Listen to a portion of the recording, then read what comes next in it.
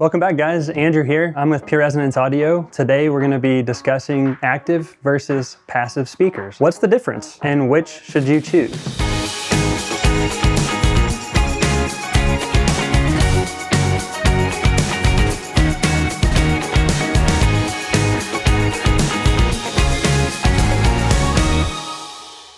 So I want to talk a little bit about passive and active speakers and give you an overview. Passive speakers, often in distributed audio systems and solutions, they don't have a built-in amplifier. The speakers are just 70-volt speakers or potentially low impedance. They require an external amp to power them. You have to wire them, so speaker cables involved from the amp to the speakers. So let's talk a little bit about active speakers. So these are a little bit different because they have a built-in amplifier. They still need power, so you'll have to plug them in. You'll have to run power to them, so they're not completely wireless speakers, but they do have built-in amplification. Your audio sources will go directly into the speaker, making it handy for different solutions, which we'll get into here shortly. So I want to give you a couple examples of passive versus active speakers. Here behind us, we have two speakers that look identical. Over here is called the P115, and this is the A115. One is passive and one is active. So over here is the P115. I'm going to flip this around so you can see the back of it. It has plugins where your wires will be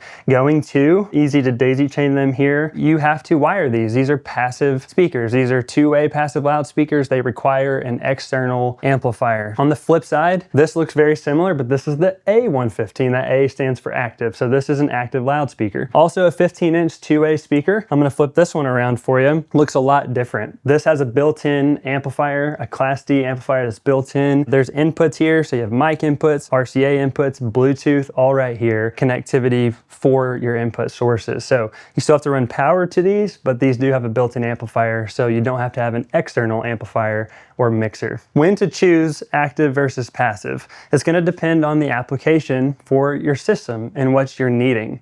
Oftentimes, passive systems are great for large distributed audio systems. Maybe you have a facility where you need 20, 30, 50 speakers. That's usually an indicator you're going to need passive speakers. Maybe a 70-volt system where you can have a lot of speakers daisy chained on a speaker run. This is a great example of a speaker you might use. This is a passive speaker where you wire from an amplifier to the speaker. These are often long-term installed applications, so you're going to put it up and it's going to stay there for the long haul. On the flip side, when to choose an active speaker. Oftentimes these are for events, temporary setups, portable PA systems where you need to set up and tear down. So you can see these speakers are on stands. I can easily take them off, pack them away, move to a different location if I need to. So that's a good indicator that you need active speakers, is if you're going to be setting up, tearing down, or just need something that's more flexible and movable. Core takeaways: passive speakers, they need an external amplifier and a mixer oftentimes to mix your sources.